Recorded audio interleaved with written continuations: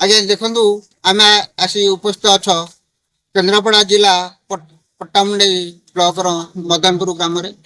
ବ୍ରାହ୍ମଣର ତୃତୀୟ ବନ୍ୟା କେନ୍ଦ୍ରାପଡ଼ା ଜିଲ୍ଲା ପଟ୍ଟାମୁଣ୍ଡାଇ ବ୍ଲକରେ 14ଟି ପଞ୍ଚାୟତରେ 50,000 ଲୋକ ଏବେ ପାଣି ଘେରରେ ରହିଛନ୍ତି। ବ୍ରାହ୍ମଣୀ ନଦୀର ବନ୍ୟା ଆସିବା ଫଳରେ ଲୋକମାନେ ଘରେ ପାଣି ପଶିଥିବା ଦେଖିବାକୁ ମିଳୁଛି। ଏଣୁ ଲୋକମାନେ ବହୁ ଅସୁବିଧାର ସମ୍ମୁଖୀନ ହେଉଥିବା ବେଳେ ଗୃହପାଳିତ ପଶୁ ଓ ଗାଈ ଗୋରୁ ଛେଳି ମେଣ୍ଢା ଖାଦ୍ୟ ବିନା ଅସୁବିଧାରେ ଭୋଗୁଛନ୍ତି। ଆସନ୍ତୁ ଏ ବିଷୟରେ ଆମେ ସାରଙ୍କ ଠାରୁ ପଚାରି ବୁଝିବା। ଆଜ୍ଞା ଟିକେ ପରିଚୟ ଦିଅନ୍ତୁ। ମୁଁ ସେ ଆଦିକାନ୍ତ ତ୍ରିପାଠୀ ରିଟାୟାର୍ଡ ଶିକ୍ଷକ। ଯେ ବ୍ରାହ୍ମଣରେ ये तृतीय बन्या ये दुईटा बन्या खाली ये ଟିକେ ଅଧିକା ପାଣି ଜଣା ପଡୁଛି। ଆମେ ଦାଣ୍ଡି ରାସ୍ତାରେ ଅଛୁ। ଦାଣ୍ଡି ରାସ୍ତା ସମ୍ପୂର୍ଣ୍ଣ ଭାବରେ ବୁଡ଼ି ଯାଇଛି। ପାଣି ଭର୍ତ୍ତି ହେଇଛି। ଲୋକମାନେ ଯିବା ଆସିବା କରିବାକୁ ବଡ଼ ଅସୁବିଧା ଗୃହପାଳିତ ପଶୁମାନେ ଘରେ ରହିଛନ୍ତି, ପଦାକୁ ଯାଇପାରୁନାହାନ୍ତି, ଖାଦ୍ୟ ପାଉନାହାନ୍ତି। ଲୋକମାନେ ବି ନିଜର କାହାର ଦଶାହ କର୍ମ ବା କଣ ଅନ୍ୟାନ୍ୟ କର୍ମ କରିବାକୁ ବିଶେଷ କରି ଗଣେଶ ପୂଜାରେ ପିଲାମାନେ ବହୁତ ହଇରାଣ ହେଉଛନ୍ତି। ପ୍ରଶାସନ ଏପର୍ଯ୍ୟନ୍ତ ପାଖରେ ପହଞ୍ଚି ପାରୁନାହିଁ। ଡଙ୍ଗାର ବ୍ୟବସ୍ଥା ନାହିଁ। ପିଲାମାନେ ଯାଆନ୍ତେ ଟିକେ ଡଙ୍ଗାରେ ଯାଇ ଠାକୁର ସ୍କୁଲ ମାନଙ୍କରେ ପୂଜା କରନ୍ତେ ବା ଗାଁରେ ଯୁବ ସମୟରେ ପୂଜା କରନ୍ତେ, ତାହା ହେଇପାରୁନାହିଁ। ବଡ଼ ଅସୁବିଧାରେ ଅଛନ୍ତି। କେବଳ ପଟ୍ଟାମୁଣ୍ଡାଇ ପାଖରୁ କେରଳାଗଡ଼ ପର୍ଯ୍ୟନ୍ତ ପୁରା ପାଣି ଘେରରେ ବହୁତ ଲୋକ ରହିଛନ୍ତି। ବହୁ ନାହିଁ ନଥିବା ଅସୁବିଧାର ସମ୍ମୁଖୀନ ହେଉଛନ୍ତି। ଯାହା ଘରେ ଅଛି ସୁବିଧା ଖାଦ୍ୟ ଖାଉଛନ୍ତି। ଗ୍ୟାସ୍ ଫ୍ୟାସ୍ ସୁବିଧା ନାହିଁ, ଯାଇପାରୁନାହିଁ।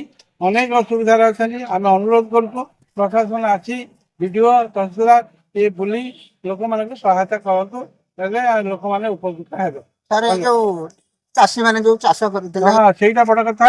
ଚାଷୀ ମାନଙ୍କର ସବୁଠୁ ବେଶୀ କ୍ଷତି ହେଲା ଚାଷୀ ମାନଙ୍କର। 3 ଥର ବନ୍ୟା, 2 ଥର ବନ୍ୟା ପରେ ବହୁ କଷ୍ଟ କରି ଅନେକ ଜାଗାରୁ ତଳା କିଣି ଆଣି ବେଡ଼ାପଟୁ ତଳା କିଣି ଆଣି ରହିଥିଲେ।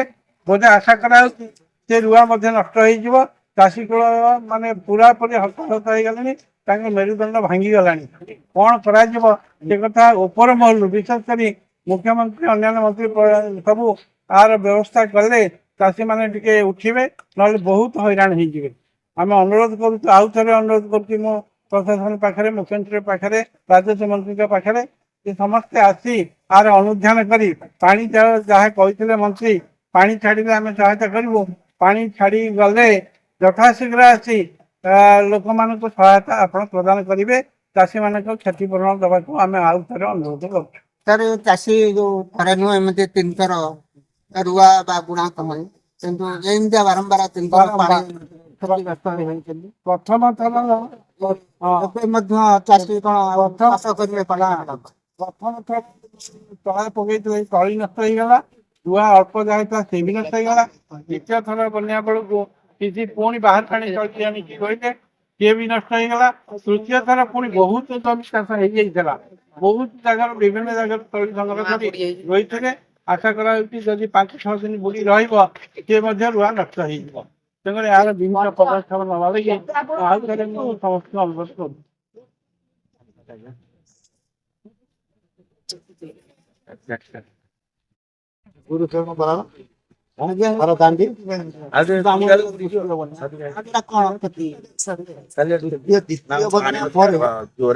ନଷ୍ଟ ହେଇଥିଲା। ଦ୍ୱିତୀୟ ବନ୍ୟା ପରେ ଆଉ କିଛି ଲୋକ ବି ତଳି ପକେଇ ରହିଥିଲେ।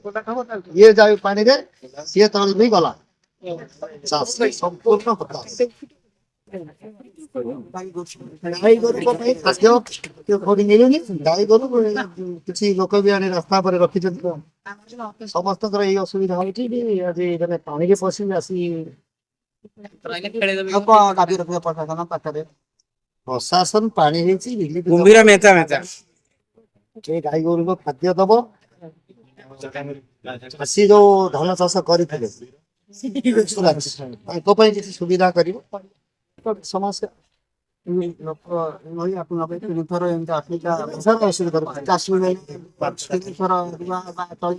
ପ୍ରଥମ ଥର ଯୋଉ ତଳି ପକେଇଥିଲେ ସେକେଣ୍ଡ ବନ୍ୟାରେ ତାପରେ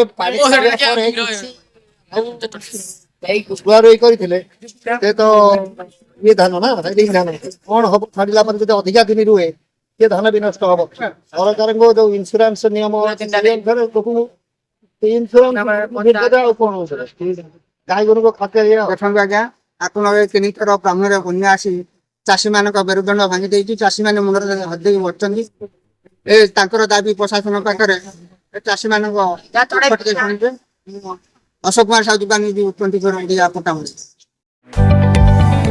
जदि आपंक आम भिडी भल लगा तेब आम चैनल को लाइक शेयर और सब्सक्राइब करने को जमा भी भूलु नहीं।